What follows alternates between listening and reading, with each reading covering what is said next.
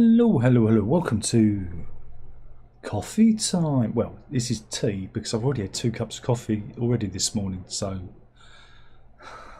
it's coffee. It's magic coffee, tea. Yes, it's the triumphant return of coffee time. What a wonderful time to be alive.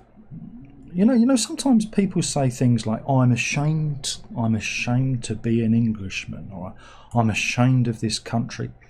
And I thought, well, we've never done anything that bad, surely, at the moment. And then yesterday, something happened that made me think, God, I'm ashamed to be an Englishman. I'm ashamed to have given the Labour Party my vote, because it came out of the blue. And I've noticed there's been a few amendments to laws recently that have come out of the blue. Yesterday, Welsh Labour MP Tonya Antoniazzi, and you can't spell it without. No, I won't use. I could have. No, I'm not going to go there. It's Niazzi, not no. I'm not going to go. No, Darren. No, don't say it. Anyway, she introduced an amendment to the Crime and Policing Bill, which was successfully voted through last night. And this amendment decriminalises abortion. Now, from the surface, you're going to say, "Oh, but Darren, abortion, the UK has legalised abortion." Yeah, it does. We're one of those progressive countries, and again, I'm one of those pro-choice people. Within reason. I don't think it's a good thing. It's one of those things that it's one of those things. I'm not a pro-life person. I'm pro-choice. That's how I've got to get it the right way around. So I think abortion is a very, very bad thing, but in some cases it's necessary. It's one of those things. And so if you read it, you go, oh. But then when you dig deeper into it, I find it incredibly disturbing. And there'll be feminists out there saying, "Darren, butt out, because you're just a man." And I go, yeah, I know, but as women, surely you should see the problem with this, because what Antoniazzi has brought in is a decriminalisation for women and women only who abort their babies right up to term. We're talking women that do it at home, that do the abortion by themselves. We're not talking about women that seek out medical help. We're not talking about doctors helping them after the 24-week cut-off point. We're talking about any woman who, up until actual giving birth, can kill their baby without fear of investigation and prosecution. And this blew my mind. This is feticide. Yeah, feticide, legalised feticide. And again, I'm father of 2, and I know I was there for the scans, I was there for the births. I would put my hand on my head on the tummy when I felt those babies move. So it's life, and you know that they respond to your voice. You know that there is life inside the woman. You know that this is a precious thing, and I'm getting emotional just thinking about it. And so I thought about this, and I couldn't square it in my head that this has become a thing, and it got voted through. 379 MPs voted in favour of the amendment, while 137 voted against it. And they've voted for, legalised murder. They've actually done it. Because there will be cases where, I don't know, maybe the child is born and and the police can turn up and say, "Oh, well, no, it was born like this, it was, and they'll just not ask any questions." Now this stems, because I was thinking, okay, maybe there's a lot of women that have been prosecuted for this. Maybe there is a lot of women that have been on the wrong end of this terrible law. It isn't. I can't. It protects the unborn baby. Again, especially after 24 weeks, I just can't get my head around it. But in 10 years, right? 100 women have been prosecuted for a suspected abortion, like done at home in those circumstances. That's 100 women in 10 years. So it's 10 women a year.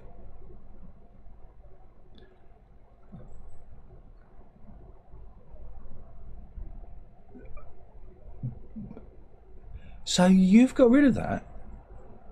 You got rid of that protection for the unborn baby, just so that 10 women a year can get away with murder. That's the thing? Is that what we're doing? Now again, you can get abortion pills by post. There are mechanical means of doing this. It's horrible. It's all horrible. And again, I think the reason Labour brought this in is because they do not want to give support to women. They do not want to give, support to vulnerable women who need the help. Mental health issues. There are a multitude of reasons why a woman would abort at late stage. And Labour are just going, solve that problem. Don't worry, I'm going to circle back round in a minute. Solve that problem. And I was just thinking, where has this come from? So you're telling me that we needed this. No one was talking about it. This came from nowhere. The first I think I heard about it was yesterday morning on the radio.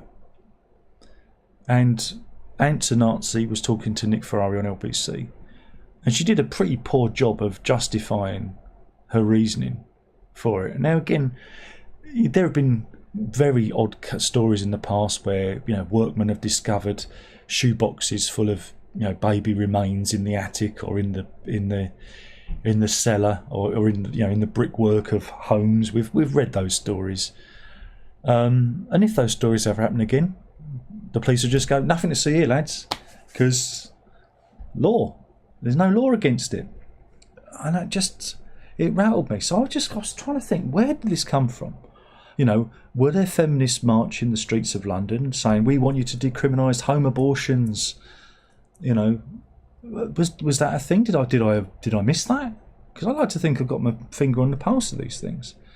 But it's such a radical law change that they're throwing out. And then I started thinking about the cultural aspect of it. Because there are certain cultures that might approve of this, certain religions that favour male fetuses over female fetuses. You see where I'm going with this? And so it all gets really, really, really disturbing, especially again if you've been there and you've been at the scan. After that scan and the sex of your child, you can't abort the baby unless there are medical issues involved. So imagine go there and they find out the fetus is a girl. Do you see it's now legal for them to abort that child at a late stage if they do it at on their own at home. Do you see? And so it's I just find it, I'm flummoxed by it. I really am. I'm just flummoxed by it, because again, I thought I was the thing, you think you're a progressive thinking kind of guy, and you think, well, women should have open access to healthcare, especially with pregnancy and abortion. This should be a thing. And then they do this, and you go, wow, Matt, you really overstepped the mark there, because there is a point where that baby, and this has been an argument for many, many years, because you've got all the religious lot who say it's at the moment of conception. Nah, I'm more of that later stage kind of thing, but it just really, really boggled my mind, because you just think, where did this come from? Was there a need for this? And what else are they going to do? Well, this comes the same week as, I think at the end of the week, they're voting on the amended assisted suicide bill, where you can kill yourself and it'll be legal. Now we need to look to Canada and how it's gone there. So anyway, again, I was one of those people who thought, yeah, assisted dying, that's good. When the dog gets sick, you take it to the vet, they do the do, and it's done. And I thought, yeah, but over here, humans, we need protection. You need to, because there are vulnerable people, there are families who like money. There are many issues at play here. It's not like taking your dog to the vet. People are complex creatures, and you just think, what protections are there going to be for the vulnerable? Now, at the beginning, when they would say, oh, there was going to be judges are going to be involved, and then a panel of doctors. And as it's gone on, there's fewer and fewer and fewer protections. So now I've gone the other way. I thought, no, I don't want this. This is going to end up being bad. And all you've got to do is look at what's happened in Canada. In Canada, they brought this in a while back. And again, they started off with, there's protections. And then those protections have been leached away to streamline the process. And there was a case of a Paralympian lady, and I don't know, I haven't got it up. I'm quoting it, Paralympian, Canadian. I don't know if I can find it. Ramp. I bet I can't find it now. Found it. Here we go. Here she is, Christine Gauthier, right? Here she is. Oh, go away, Telegraph. Here she's meeting George W. Bush. Now, this lady, again, she was pictured at the Invictus Games in 2016, and where she was competing as a Paralympian, and she wanted a disability ramp installed. So she, she made her inquiries. And she said, I have got a letter saying, if you're so desperate for your ramp, madam, we can offer you medical assistance in dying. Ask for a ramp, get suicide. That's the answer. Because you know what? It's probably cheaper than installing the ramp, because you're just a cost. You there, all of you, whether you're in Canada or if you're in the UK, you are measured now by how much you're going to cost the system. And if you get old, if you get dementia, if you're disabled, if you end up being disabled by illness or accident, if you have mental health crisis, that cost on the balance sheet is going to be weighed up, and they're going to offer you assisted dying every time, because boy, is that going to be cheaper, and the problem goes away. And again, this has been pushed through by Labour. Now, again, on paper, I'm for it.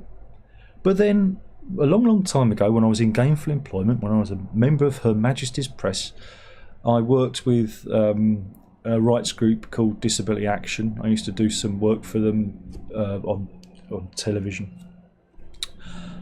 And that came up back in the era of Tony Blair, the talk of assisted dying. And again, disabled are very anti it, because they know what it's like to be on the short end of everything. I know the thought police are coming to get me. They know what it's like to be on the short end of everything. And so I got to see their perspective of why they don't want it. Because you're a burden. You want a ramp? Here's assisted dying.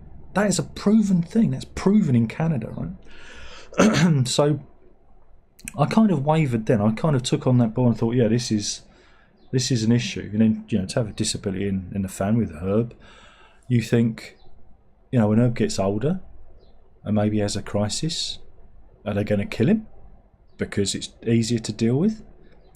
And that's Labour. They don't want to deal with the problem. They just want to kill it. Babies, kill it. Depressed, kill it. Disabled, kill it. Old, kill it. Dementia, kill it. Maybe you're young. Maybe you're a teenager. Maybe they'll extend it to teenagers. Going through split up with your girlfriend, assisted dying.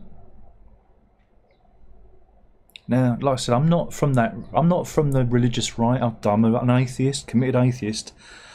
But there's something really bad going on here. And then, I think it was last week, it was Angela Rayner decriminalised homelessness. Again, was it ever an issue?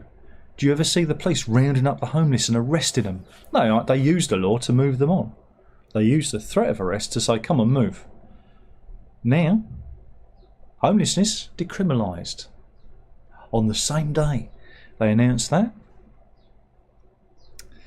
they announced that they're working towards not housing any of our those fine asylum seekers that come over. They're not going to be housed in hotels anymore. So, again, you join the dots here, like with all of these things. Decriminalise homelessness, no more hotels for asylum seekers. So, yeah, they've just said tent city. It's okay, everyone. Tent city. So that's what you're going to see in the future when this all becomes ratified and solidified. You're going to see tent cities spring up in every city centre. Every park and playground will be awash of multicoloured rainbow tents and filled with the detritus of those people living there. It's going to be wonderful. You know, you're going to see the return of cholera, rats the size of cats. It's going to be brilliant.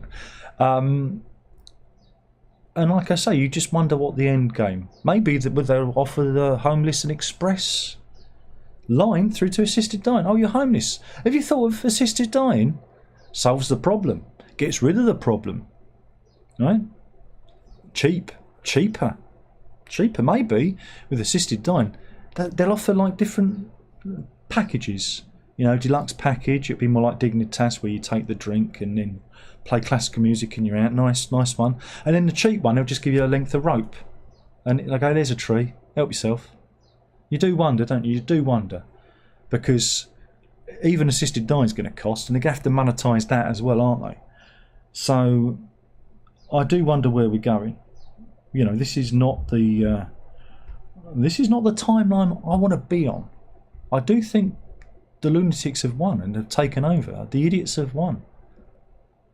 You know, but here we are, and I'm sure everyone tuned in expecting me to be waxing lyrical about Genesis or Pink Floyd, and they get this instead. Like I said, I'm not from the religious right, you know, but there are some things you go, wait a minute, that's a bit rum. This don't seem right. What are you going to decriminalise next?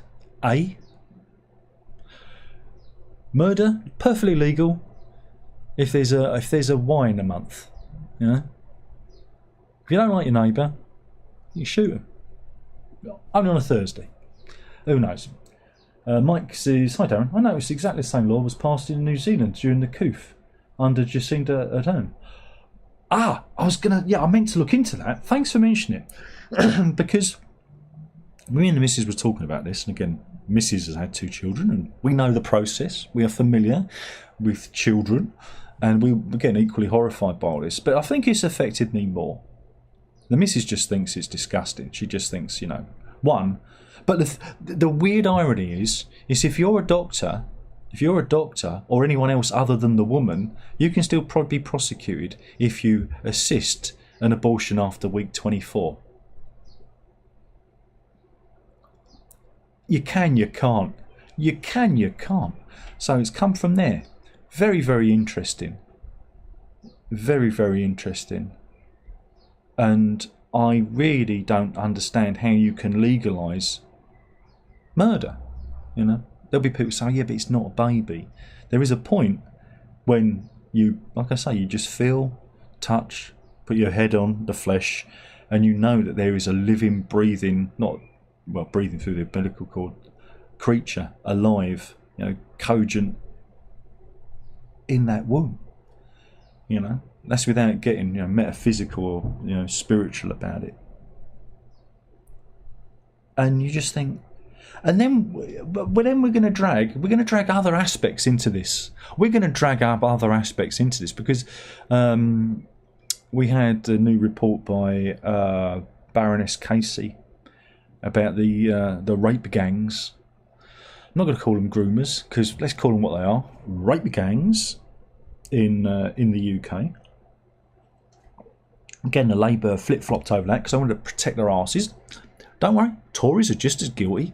Tory, Labour, no matter what flavour they are, Lib Dem, Green, they're all guilty of it, because don't want to be seen as racist when, you know, a crime is a crime is a crime.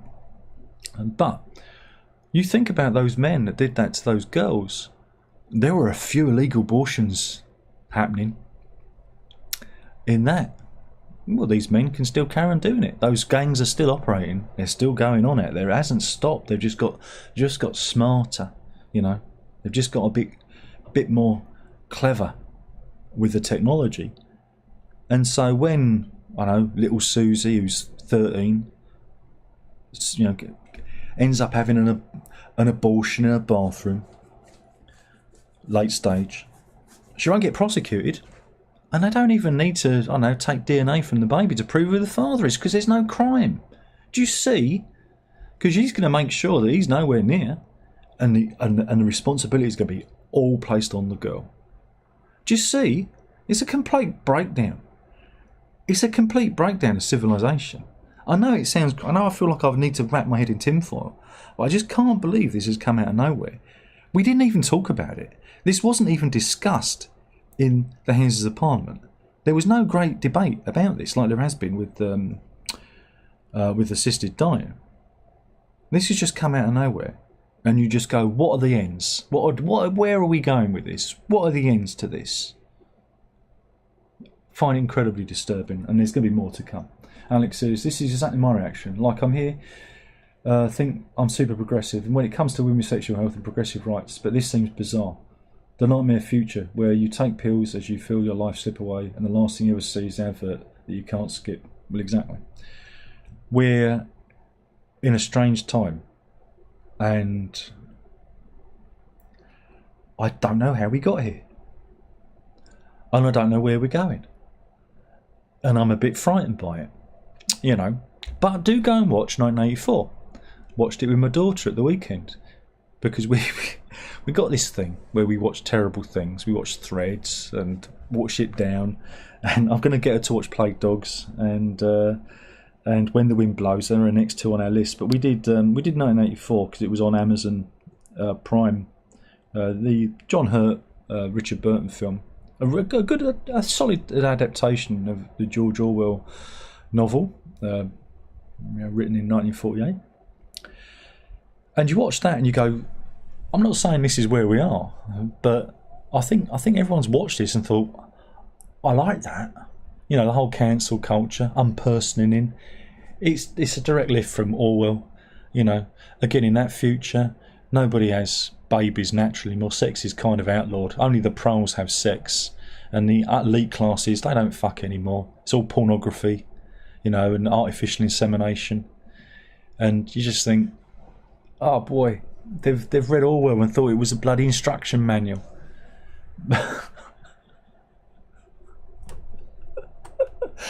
Oh boy, oh boy, oh boy. Maybe I'm just getting old.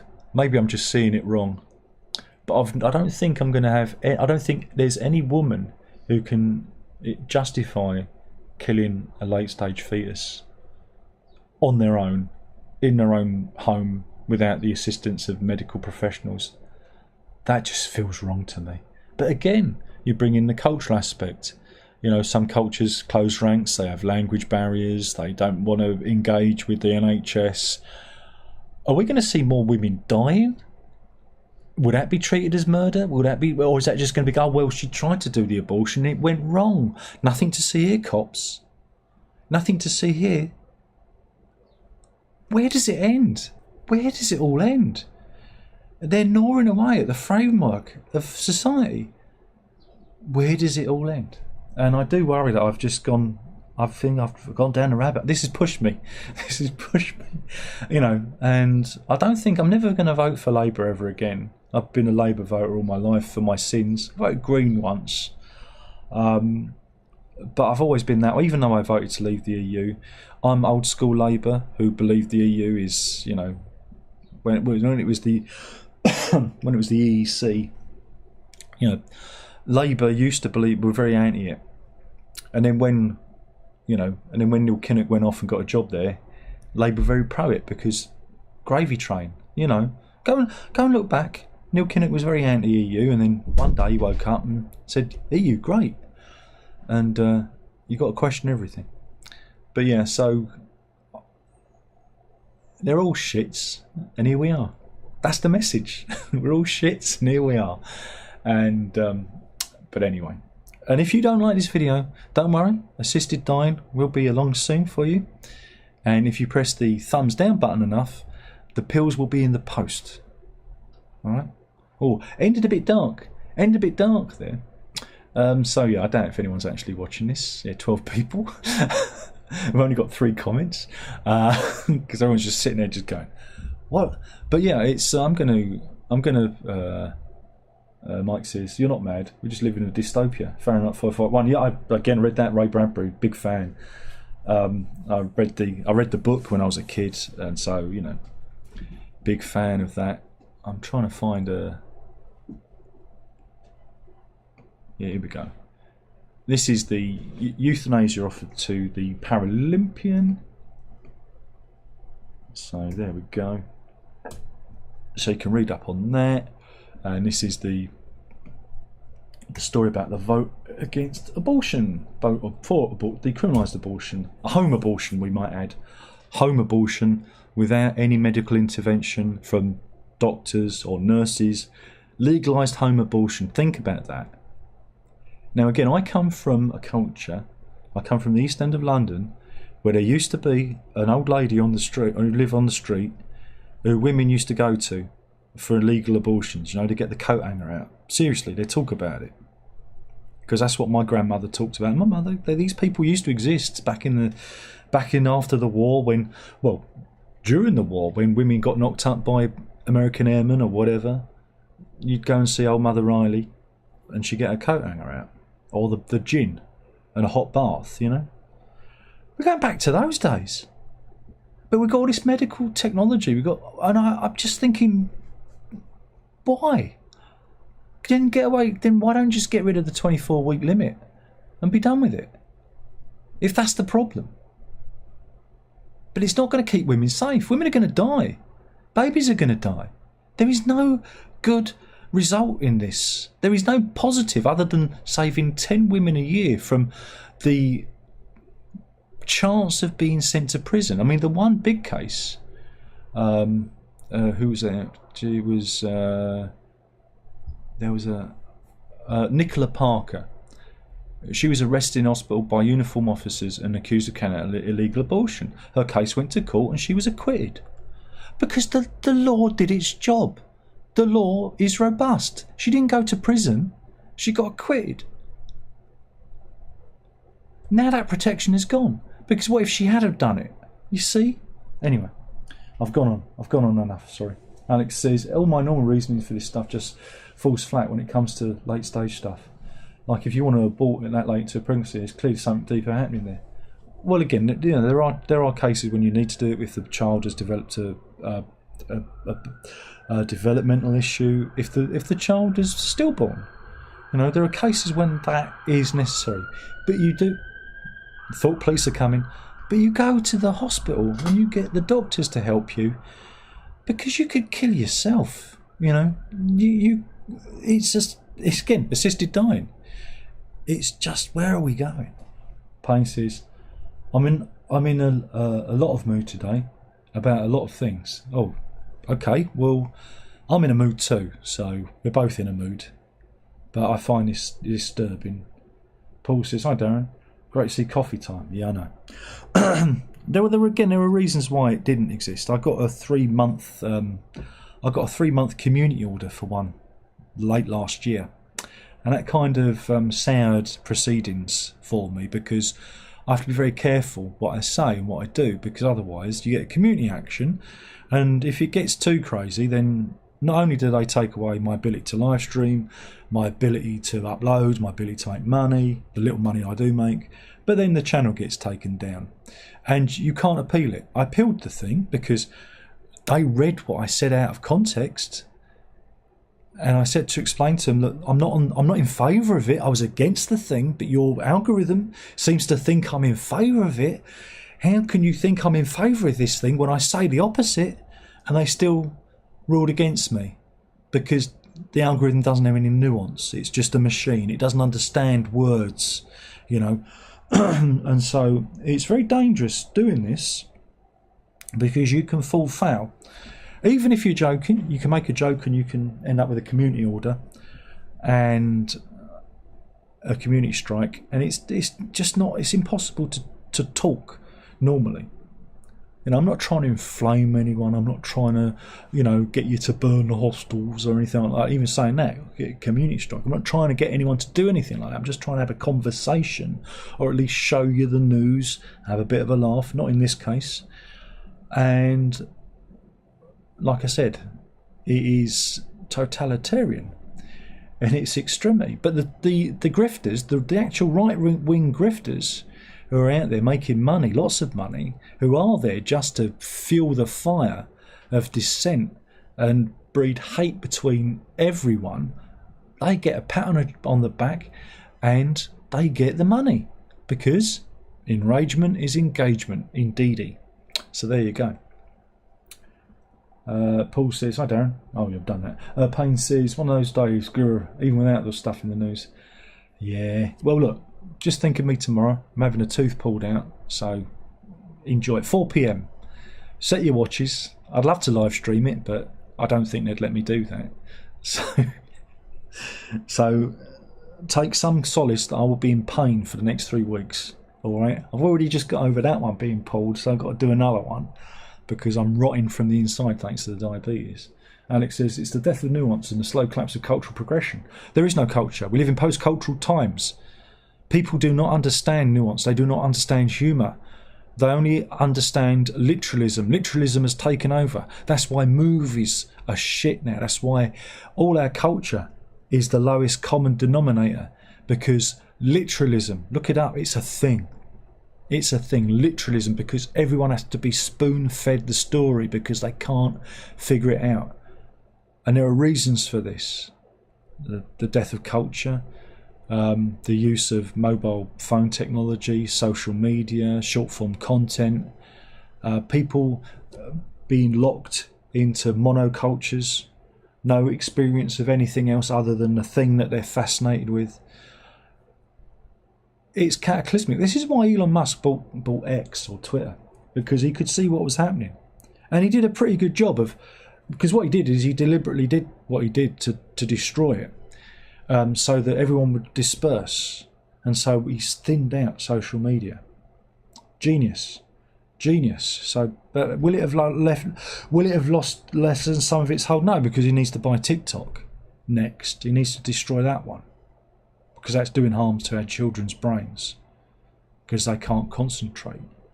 You know, it's only recently that Verity's learnt the joy of watching a really long film, because when she was young, for whatever reasons, and she was never had TikTok, she never had social media, we very closely guarded the laptops and the iPads. Again, they played iPad, but they played educational games, you know, and things like that. And the video games we played together, and we played the Switch and whatnot, but they never could engage with movies. And books, very hard for them to read books. I'm always nagging them, read, you've got to read more. You can't make a kid read. You can only kind of offer them the things. You can't make a kid do something, because if you do, they read it with resentment and they don't enjoy it. So it's really bloody difficult. But here we are. So yeah, I've gone a bit over. I've gone a bit over, and I've gone on about post-culturalism. Remember, my new album, Post-Cultural Blues, is out. I'll do that. Why not? The thing is, I don't even make you pay for it. No. Because it's, if I remember, this is free. This is a free download. It is free, but you can pay if you want for the download. Go and enjoy it. There's a song in it called Post-Cultural Blues. I have a pot shot of everyone. I have a pot shot at the left, I have a pot shot at the right. I have a pot shot at everybody.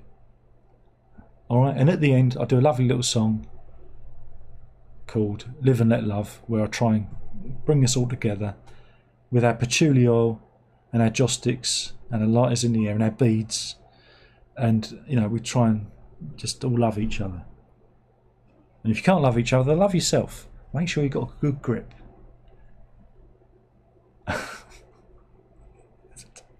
Anyway, thank you for watching. I've annoyed. Oh wait a minute. Payne says past 3 days suspended by X. Oh dear. And £60 deducted to IDUOP from last year. Lost my egg with a door-to-door sales bod. Overheating mentally. Never lie down. What was you suspended on X for, Payne? God, what did you do? That takes something to get suspended. Will you be coming back, or is it a forever suspension? The DWP are awful because they moved us onto universal credit, right? And when they moved, because we didn't want to do it, but they made us do it. And the missus got a Christmas bonus from a company which she's had for years, and when they moved us onto universal credit, they basically deducted her Christmas bonus from our universal credit payment, which meant she got no bonus. It's like, so doesn't get a bonus anymore. It's like she said to the company, "Don't bother, don't bother. I'm not gonna be able to spend it because that's what they do. They don't want you to get ahead. They want to destroy you. Meanwhile, those with loads of money can hide it. Cayman Islands, you know, they can afford the accountants to hide the money. Whereas if you're at the bottom, we're going to keep you at the bottom, and you can't fight your way out. Remember that. But look, don't ever go to the door-to-door sales bod. He's in the same situation as you. He's doing it because that's all he's got. Where's your Christian belief? Seriously, repent. Your God would not want you to be like that. He'd want you to turn the other cheek and be decent to him. You just say to him, "Sorry, not today, son." Right? Be cheerful. Be cheerful in your suffering. You are not a Christian. The problem is a lot of people pass on their nastiness to other people when we can go around and be happy. Happiness comes from within. It's a frame of mind. You know? You can choose to be happy. You can choose when you're down on your luck. You can choose to greet the world with a smile. You know that. Or you can drown in it and die. And that's the choice you've got. Be cheerful. Because life is a mere beam of light between two black voids. And that's all you've got. That's all you've got, son. All you've got is the next sunrise and the next sunset. So fucking enjoy it. And I'm out of here. Blunt says, someone who's still quite young, 25, I've been fighting for my attention span back. I've started reading books again and everything. Well, audio books. We can win. It can. We can. The thing is, when you get older and your eyesight starts to go, I find reading really difficult now because I've put my glasses on and it really tires me out. When I was young, I could read a book. I used to go on holidays and just read books. So a fortnight, I'd get through like 6 novels. I could read a book in an afternoon. I'm one of those speed reader types. A bit weird. But now I'm like, put my glasses on. I'm like, oh man. And it's a shame. But anyway, I've bothered you all enough. Remember, be cheerful. If nothing else. Be cheerful. And others would be cheerful. And the whole world would be cheerful. And we can march to hell together, arm in arm, with a big smile on our face. All right. With that thought, there's only one more thing left to say. And that is... I don't know, what did we say with coffee time? Ping. I can't remember. Did we have a saying for coffee time? Was it just ta-ta? I think it might have just been ta-ta. I'll have to go back and watch the endings. I can't remember now. Be careful, be cheerful. You are the light. Ta-ta.